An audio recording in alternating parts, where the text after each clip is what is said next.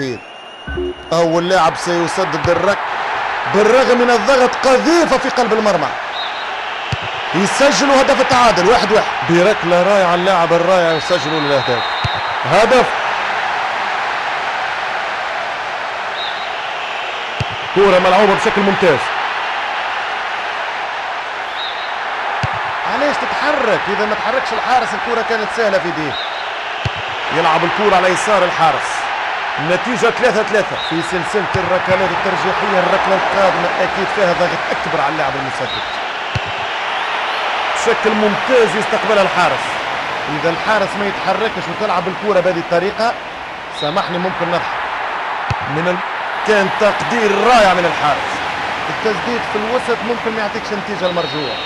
يلزم يسجل حتى شيء ما تلعب.